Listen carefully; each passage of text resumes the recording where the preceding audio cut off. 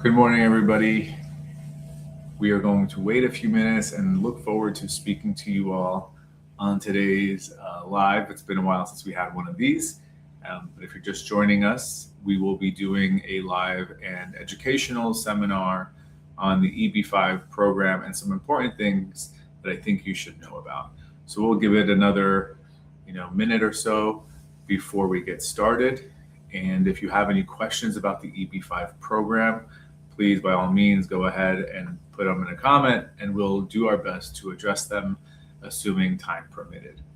If you don't know, my name is Mubarak, founder of Mubarak Law. I've been practicing immigration for over 16 years, and we also handle at our office full service immigration, regardless of where you live in the United States or throughout the world. For example, next week I will be attending a merit adjustment interview in Colorado for some clients that we have out there. And obviously we represent people all over the world who are going through their immigration process. As we kind of continued to represent people for several years, they started to trust us with so many different cases. Specifically, people who came to us when they've had unfortunate car accidents or slip and falls. So we do handle personal injury as well. So what we're going to talk about today is the EB-5 investor program, important deadlines, and things that you should know, or I think that is important. We're going to do a presentation, so let's go ahead and get started. So I'm Mubarak Law. As I mentioned, we are full service, and we do handle a variety of immigration, whether it's employment-based, investors, family-based, removal, and humanitarian options as well. But today we will focus on the EB-5 program. So what is the EB-5 program? I'll go through this pretty general overview and some history so you understand what it's all about. So EB-5 program was established in the 1990s with the Congress establishing a program to stimulate job growth, to stimulate the economy, where individuals will invest $1 million to create 10 full-time jobs. This was meant to be a temporary program that throughout the years received several extensions or sunset dates, which kind of led us to a problematic situation back in 2022. And however, Congress has reauthorized the Regional Center Program and the EB-5 program under RIA. So the investments amounts have changed. Previously, it used to be $500,000 and $1 million. Now it is $800,000 and $1,050,000. And this, in my opinion, is one of the most direct pathways to residency. So we're going to explain how to get your financials in order, what type of avenues there are. So a lot of times people ask me during a consultation, what is the easiest way to get a green card, or how can I become a citizen? What do I need to file? Well, under the U.S. immigration laws, you can't just simply apply for residency or simply apply for citizenship. You must have a pathway to that residency. So usually immediate family, like a spouse or a child that's over 21 years old, that is a U.S. citizen. Or a direct sponsorship through employment, which can take several years. But there's also the EB-5 option. So what are some of the benefits of the EB-5 program? Obviously, the big one is, yes, the residency card, and it's the direct path. But I also like to mention some indirect benefits that we see once somebody becomes a resident or is pending adjustment of status in the United States. So first, this is a big one, I think, is the educational, some significantly discounted tuition. So not directly because you're an EB-5 applicant, but because you become a resident. Many of my clients for the EB-5 program are parents abroad whose children are studying in the international programs here in the United States. And if you don't know, international tuition is quite expensive, oftentimes $40,000, $50,000 a year, sometimes even more. However, once the individual becomes a resident, they're no longer going to be paying that tuition. So I think this is very important to remember for people who might have several children or whose children are currently in the international student program. The EB-5 program might be something to strongly consider, given the amount of investment you're already putting in your children. So freedom of workplace, this is more about highlighting the difference between an employment-based visa or an investor visa where you're tied to a specific type of employment. So for example, if you are on an H-1B visa, you must work for that company. If you have invested in the United States through E-2, you're limited to work for that entity. With the EB-5, of course, once you become a resident, you're free to work anywhere you'd like. If you are enjoying the benefit of adjustment of status and received have work authorization while your EB-5 petition is pending, again, you're free to work wherever you'd like once you have that work authorization. Some other benefits of the program is that each investment amount will benefit an entire family, but we need to make sure we include what that family is. So under the US immigration laws, a spouse, an unmarried child under 21, all receive the benefit of your investment through the EB-5 program. You know, I was meeting with a really beautiful family on Monday. They were from Pakistan, and their concern was, how do I bring my entire family here? It was a really lovely father, except 4 of his children were over the age of 21. So we had to explain that these children are not considered immediate relatives, and each family would need their own investment amount of $800,000 in order to obtain that benefit.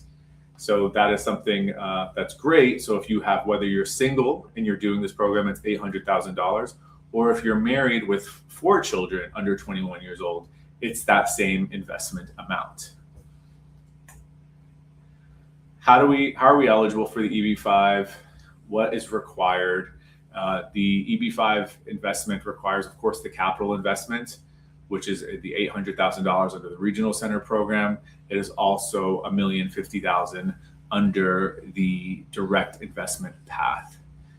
We have to show that it's going to benefit the U.S. economy and that there's going to create or preserve at least 10 jobs. So if you're doing direct investment, your business or your new commercial enterprise is responsible for creating these 10 full-time jobs. If you're doing a regional center, we want to find a regional center that's going to create those jobs on your behalf. Lawful source of funds, we're going to talk about this. You have to show where this money came from, where it originated, any assets you've used, and of course, the derivative family members that we mentioned, a spouse or children under 21 years old. These are people who are eligible under one investment through the EB-5 program. Source of funds, right? So source of funds is a big portion of any EB-5 application petition to obtain residency. So if you're doing a regional center, again, it's $800,000. If you're doing direct, $1,050,000. Simply transferring money is not going to be enough to show the source of funds. Showing a bank transfer from your home country overseas to the United States, that in and of itself also not sufficient.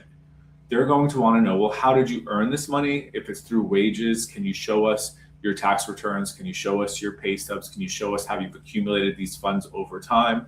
We like to show assets that have been sold or and you've received profits. So let's say I wanted to use a piece of property that I've inherited from a family member, and I inherited it 15 or 20 years ago. Well, we do want to provide to the US government that 15 or 20 years ago, we inherited this money. So we want to look at what documents do we have to show that. Was there a will? Is there an actual transfer under that foreign government's entity from your relative to your name? And then when you went to go sell this property, we want to then show a sales contract, the transfer of funds between you and the purchaser, and then also even transferring the name of the property from your name to the individual, so that the US government knows that this was a legitimate transaction and you're not trying to misrepresent any documentation.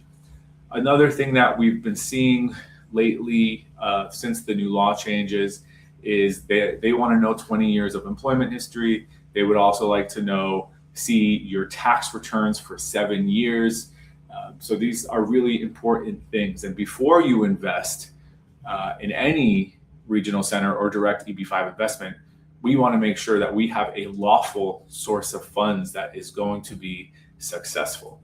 So it's really critical that we do our homework on this and that it can be traced and show the transactions that correspond with it. We also like to provide a CV or resume if somebody who has been working for several years, and to demonstrate why they are earning such high salaries, for example.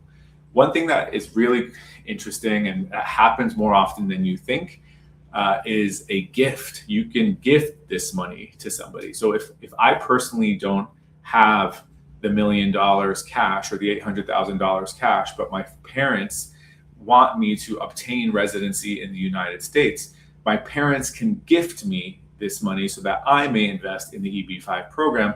We would then have to show that gifter's source of funds.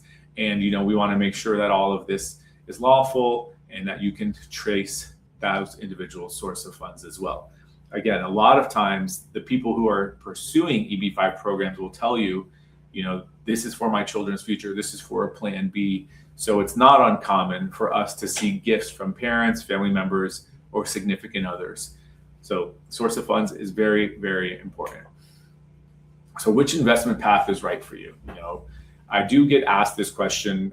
Many people who have reached this level of wealth are ambitious or entrepreneurs, and they want to know, should I do a direct investment or should I do the regional center pathway?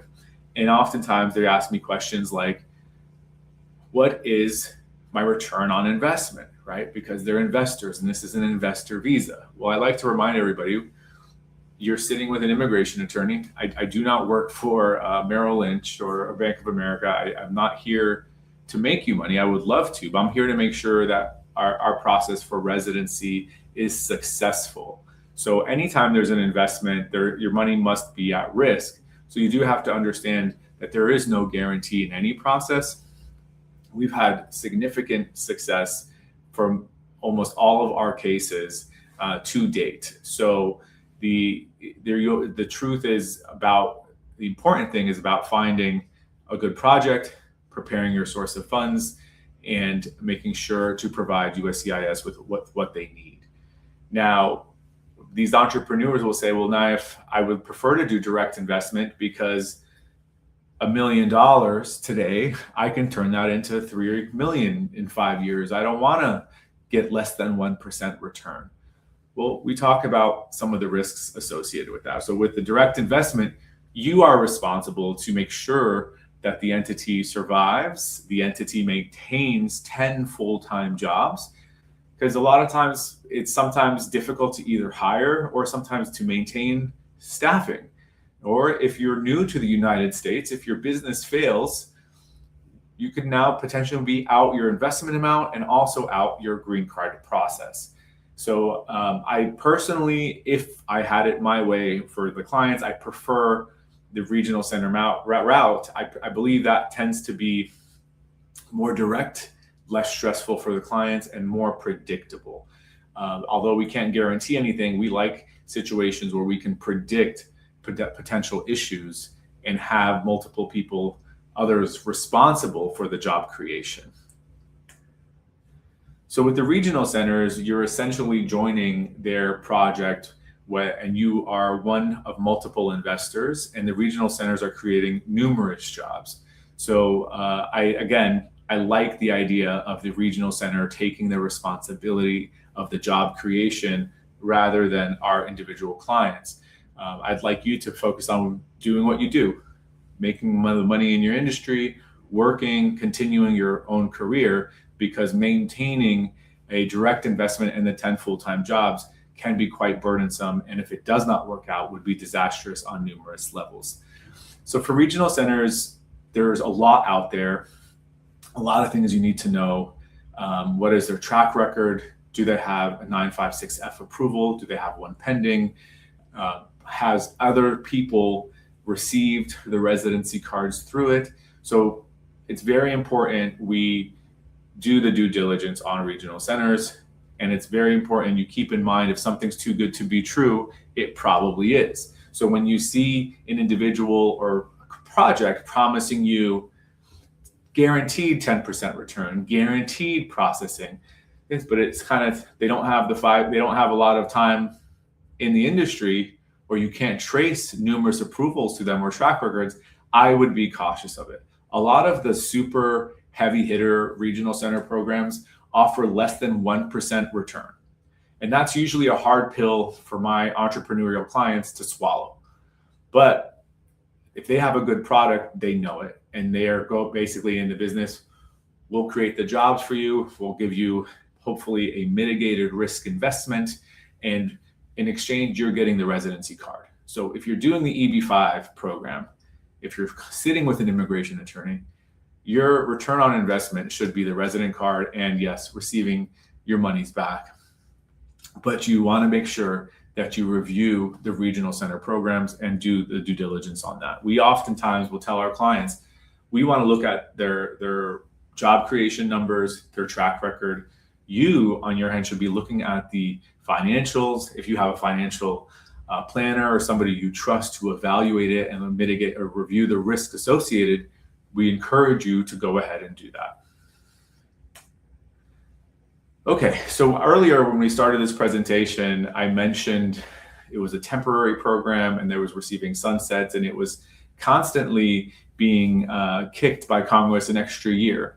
Well, the RIA, Reform and Integrity Act, occurred, and this had numerous changes, which included increasing the amounts, an official sunset date, and also some benefits like a filing for adjustment of status, which was huge for so many people. So there's also greater scrutiny on regional centers, more fees, there could be site visits. So it's really important that this occurred, because now we have the regional center program back, and there's hopefully additional protections for individuals who are pursuing this process. Now, you might have heard me mentioning if you follow us on socials, I've been kind of screaming about the different, the specific deadline or filing this year by September 30th. Why? So Congress, yeah, this is our graphic, sky is falling, right? So Congress specifically authorized this new RIA program until September 2027. However, it stated that to be protected under the current requirements, you must have filed by September 30th, 2026.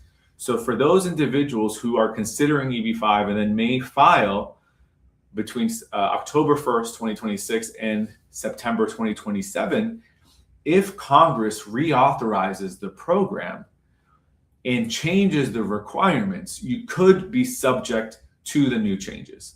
So the one way to, grandfather or protect and to know, because again, we want to know what's required, we want to know how to predict issues, would be filing by the September 30th deadline. All right, so it's also important to know, I've mentioned certain things like adjustment of status and or consular processing. But in order to qualify for adjustment of status, your visa must be current. So this is the employment visa bulletin, and you can see EB-1, 2, 3, and then you'll see certain religious workers set aside EB-5, set aside infrastructure.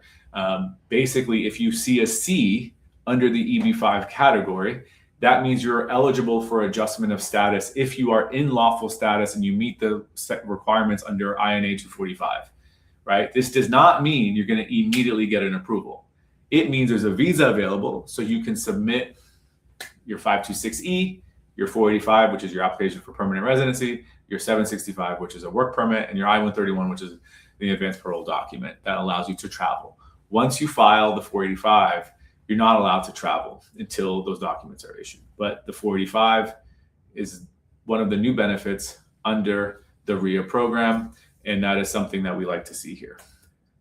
So basically, so you have an idea of how many visas get set aside. There's the rural, high unemployment, and infrastructure projects. So if you see regional centers talking about how they're designated or wherever it is, this is so you know that technically if you're from like India or China, where sometimes there's a backlog, these are important things to look at, because sometimes there might be a backlog in general, but if under these specific categories, there may be more available. So these are all very important to know, and questions to ask and to plan for your EB-5 journey for you and your family. So what's the correct filing process? Should I do adjustment of status? Should I do consular processing? Let me quickly explain the two and see which ones might work better for you. So consular process means you're outside of the United States and you would go through a US consulate to receive your visa. So basically you would file the 526E, which is what you're going to be your regional center documents, proof of the job creation, proof of investment, proof of subscription, and then also your source of funds and your background information and your family members or derivatives who are being included, taxes, and employment history, again, source of funds. So you file the 526E. Here's a little flow chart. It quickly moves to a USCIS approval, but this is just a chart. What we don't have here is the processing times. Oftentimes we see processing times upwards to 2 years, 2.5 years. Some priority processing projects, we are seeing them adjudicated more quickly, like maybe in like a year.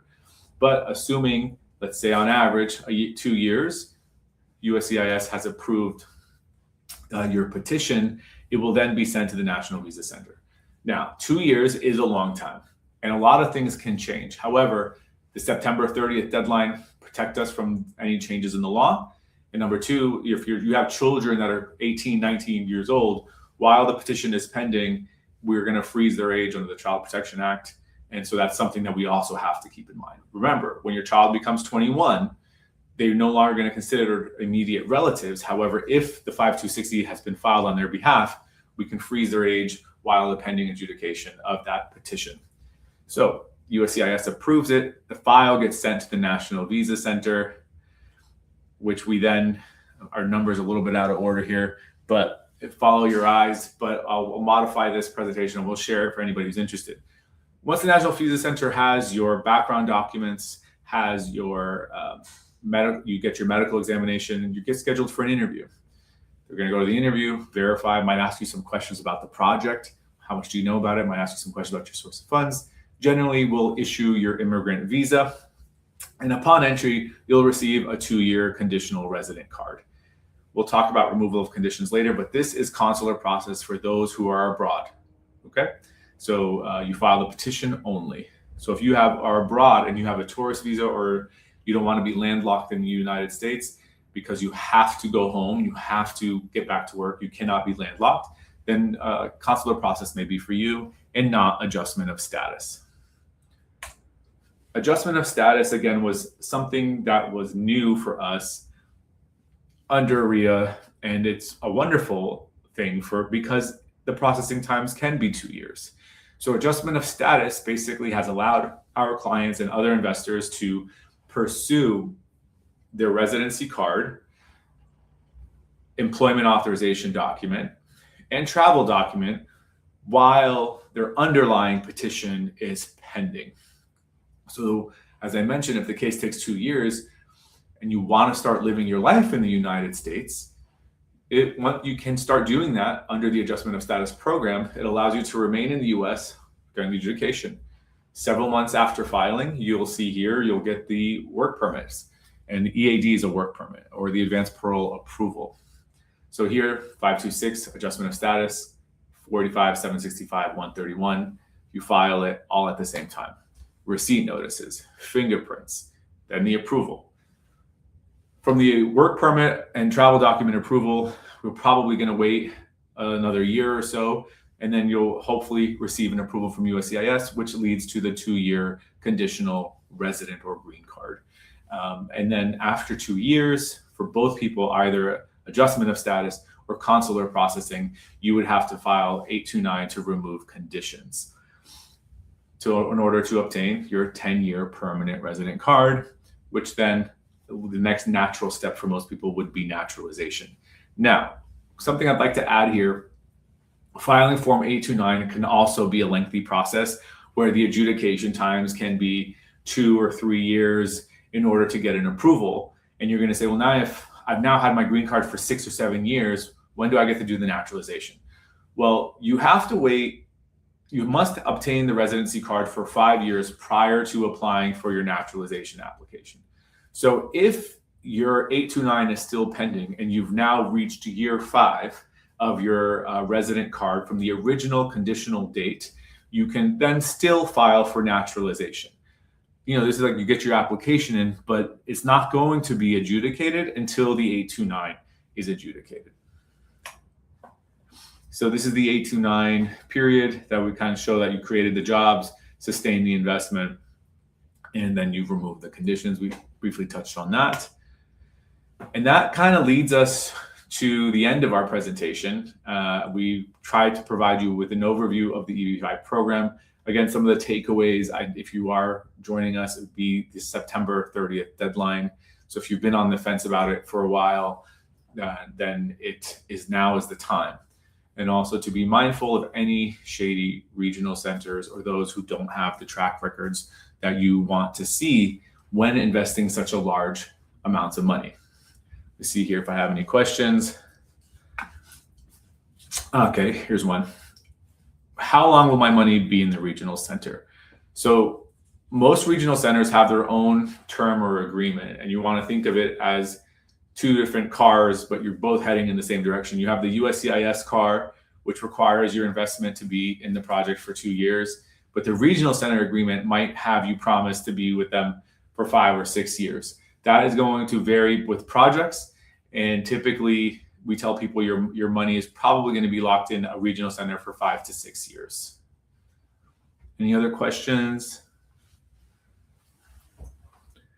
All right, I hope you guys enjoyed this live. There is one here. Let's see here. What type of regional product can invest in? Are there specific industries? So regional centers vary, right? We've done hotels, logistic facilities. We've done, I think, a solar power plant, which I thought was really cool. Again, even some bridges and infrastructure projects. So there is no specific industry related to a regional center, but you want to make sure that they have the regional center designation. And then there's some benefits depending on if it is an infrastructure project, if it is a rural project. So if those are things that we talked about with the different visas set aside and for processing. So that's a good question, but they do vary. It could even be housing developments or apartment complexes. I like to see, when there's more money invested by the entity rather than the foreign national. So we're not contingent on foreign national investment for projects, that we don't want the project to completely rely on these people who are seeking EB-5s, because what happens if we don't get enough visas or people interested in the program? Does the program die? And how will that affect the few people who were invested in the regional center? So these are things that we want to think about. I hope you guys found this helpful. And I'm going to do a plug here to stay informed. You can follow us on socials, YouTube, LinkedIn, Instagram, Facebook, TikTok. But we do try to post updates on everything. We, again, are a full service immigration law firm. So whether it is an extraordinary ability, an EB-2, investor, marriage-based case, domestic violence case, or removal defense, we can typically handle those cases. And if we don't handle it, we'll definitely let you know and probably refer you to somebody who might. I hope this was helpful to everybody. We have done this in exactly 30 minutes, which makes me happy. And please reach out to us if you have any other questions. And if somebody thinks that this video would be very informative to them, you will be able to post this later on our YouTube, and hopefully just lead them to that direction and they'll be able to enjoy this. Again, this is not legal advice, educational purposes. If you have any specific questions, please let me know. I wish you all a wonderful and happy day. Thank you.